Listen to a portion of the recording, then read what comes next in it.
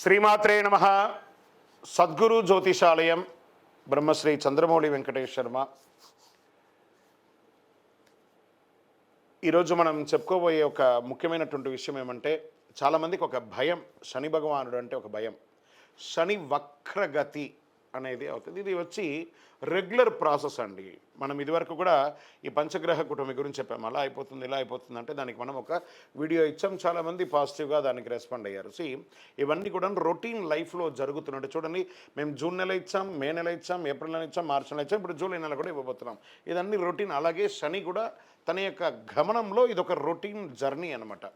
శని వక్రగతి ఆ తిరోగమనాన్ని ఎలా చెప్తున్నా అంటే, జ్యోతిషాస్త్ర ప్రకారం కర్మ ప్రకారం ఫలితాలను ప్రసాదించేవాడు మరియు న్యాయాధిపతి అయినటువంటి వాడే శనేశ్వరుడు. శని ఈశ్వర శబ్దం కలిగిన వాడు. ఏ దేవుడికి కూడా ఈశ్వర శబ్దం రాలేదు, ఈయనకి మాత్రం శనేశ్వరుడు అని పేరు వచ్చింది. 2024లో కొన్ని రాసుల వారిపై ప్రత్యేక వరాలను కురిపిస్తున్నారు. కొన్ని రాసులకి అదృష్టాన్ని కలిగిస్తున్నారు, కొన్ని రాసులకి యాజ్ ఇట్ ఈస్ రొటీన్గా చేస్తున్నారు. అలాగే సంపదలో అపారమైనటువంటి పెరుగుదల ఉంటుంది ఈ యొక్క శని వక్రగతిలో. ఏ అదృష్ట రాశి వారికి దీనివల్ల ప్రయోజనం కలుగుతుందో తెలుసుకుందాం. శని వక్రగతి సంచారం 2024 6 రాశులకి జీవితంలో ఆకస్మిక మార్పు. ఇంకా కన్యా రాశి వారు ఈ యొక్క శని వక్రగతిలో కన్యారాశి వారు 2024లో శనిదేవుని యొక్క ప్రత్యేక ఆశీస్సులు పొందుతున్నారండి మీరు. ఎందుకంటే శని మీ రాశి నుండి 6వ ఇంటికి మారుతున్నారు. శనిదేవుడికే ఈ 6వ ఇల్లు చాలా శక్తివంతమైనటువంటి ప్రదేశం అని చెప్పచ్చు. శని సంచార కాలంలో సొంత ఇల్లు, వాహనము కొనుగోలు చేసే అవకాశం 100కు 1000% ఉంది. ఒకవేళ ఇల్లు ఉన్న దానికి కట్టుకుంటూ ఉన్నా దానికి ఏమైనా పర్మిషన్స్కి అప్లై చేసినా అవన్నీ కూడాను వచ్చే అవకాశాలు ఉన్నాయి.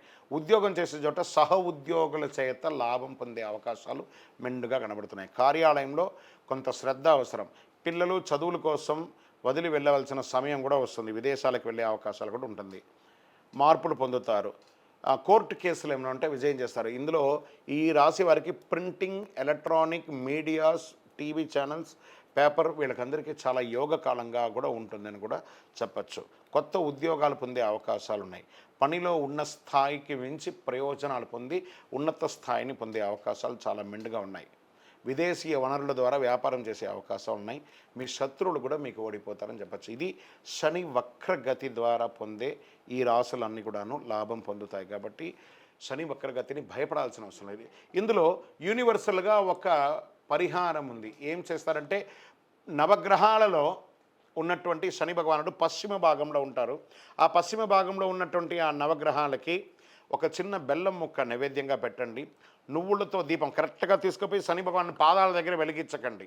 కొంచెం కింద దూరంగా పెట్టి నువ్వుల నూనెతో ఆ నువ్వుల ఉంటుంది, ఒక చిన్న బ్లాక్ క్లాత్ తీసుకోండి, అందులో నువ్వులు వేయండి, దాన్ని ఉండగా కట్టండి, దాన్ని ఆ ప్రమిదలో పెట్టి నువ్వుల నూనెతో దీపం వెలిగించండి. దాంతో మీ వయసు ఎంత ఉందో అన్ని ఒత్తులు వేయండి.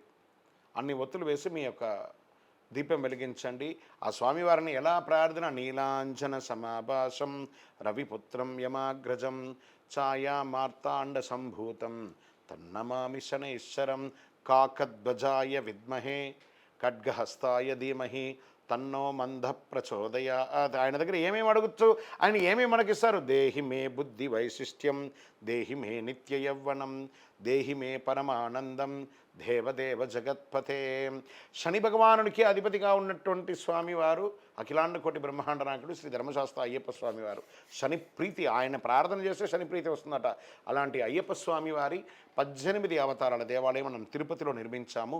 కపిల తీర్థానికి దగ్గరలో జీవకోన అనే ఒక ప్రాంతంలో జీవలింగేశ్వర స్వామి వారి సన్నిధానంలోనే ఈ అయ్యప్ప స్వామి వారి 18 అవతారాల దేవాలయాన్ని నిర్మించి ఉన్నాం ఆల్రెడీ. ఇంకనూ ఆ దేవాలయంలో 27 నక్షత్రాలకు 12 రాసులకు కూడా దేవాలయం నిర్మించబోతున్నాం.